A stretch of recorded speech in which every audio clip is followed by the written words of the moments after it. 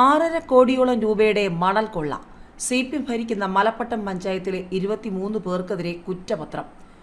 മണലെടുപ്പിന് സമാന്തര കമ്മിറ്റി ഉണ്ടാക്കി 6,26,07,003 രൂപ കവർന്നെന്ന കേസിൽ CPM ഭരിക്കുന്ന മലപ്പട്ടം ഗ്രാമപഞ്ചായത്തിലെ 2 മുൻ പ്രസിഡന്റുമാരും 6 സെക്രട്ടറിമാരും ഉൾപ്പെടെ 23 പേർക്കെതിരെ വിജിലൻസ് കുറ്റപത്രം സമർപ്പിച്ചു. 2007 മുതൽ 2012 വരെ അടൂർ, കോവുന്തല, ചൂളിയാട്, പരിപ്പൻകടവ് എന്നിവിടങ്ങളിൽ നിന്നും മണലെടുത്ത കേസിലാണ് CPM നേതാക്കളായ മുൻ പഞ്ചായത്ത് പ്രസിഡന്റുമാരും പൂഴിത്തൊഴിലാളി കമ്മിറ്റി ഭാരവാഹികളുമായവർക്കെതിരെ കുറ്റപത്രം സമർപ്പിക്കപ്പെട്ടത്. മണലെടുക്കാനുള്ള കടവ് കമ്മിറ്റികൾക്ക് പകരം പൂഴിത്തൊഴിലാളി കമ്മിറ്റികൾ ഉണ്ടാക്കിയാണ് 5 വർഷക്കാലം കൊള്ള നടത്തിയത്. നിയമവിധേയമല്ലാതെ സ്വകാര്യ വ്യക്തികളെ മാത്രം ഉൾപ്പെടുത്തി രൂപവൽക്കരിച്ച പൂഴിത്തൊഴിലാളി കമ്മിറ്റികളാണ് മണൽ വാരലും വിൽപ്പനയും അടക്കം കൈകാര്യം ചെയ്തിട്ടുള്ളതെന്നാണ് വിജിലൻസ് കണ്ടെത്തിയത്.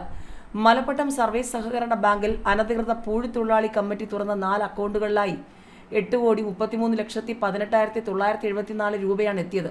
എന്നാൽ അതേ കാലത്തെ മലപ്പട്ടം പഞ്ചായത്തിലെ മണൽ വിറ്റുവരവ് രജിസ്റ്ററിൽ 2,07,11,971 രൂപയുടെ പൂഴി മാത്രമാണ് വിറ്റതായി കാണിച്ചത്.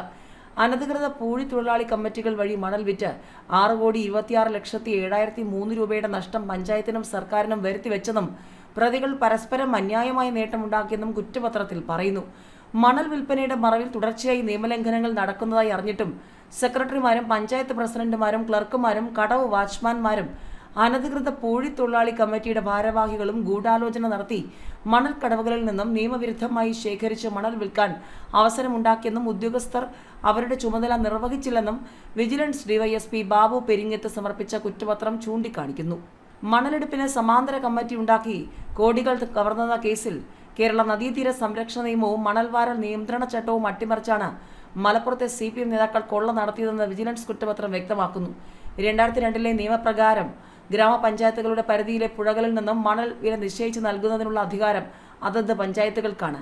വില നിർണ്ണയം, അളവ്, കടവുകളുടെ സുരക്ഷ എന്നിവ നോക്കേണ്ടത് കടവ് കമ്മിറ്റികളാണ്. ഗ്രാമപഞ്ചായത്ത് പ്രസിഡന്റ്, സെക്രട്ടറി, പ്രദേശത്തെ assistant engineer, Kerala water authority assistant engineer, village officer എന്നിവർ അനൌദ്യോഗിക അംഗങ്ങളായും പ്രവർത്തിക്കും. കളക്ടർ നാമനിർദ്ദേശം ചെയ്യുന്ന 2 പരിസ്ഥിതി പ്രവർത്തകരും അംഗങ്ങളായിരിക്കണം.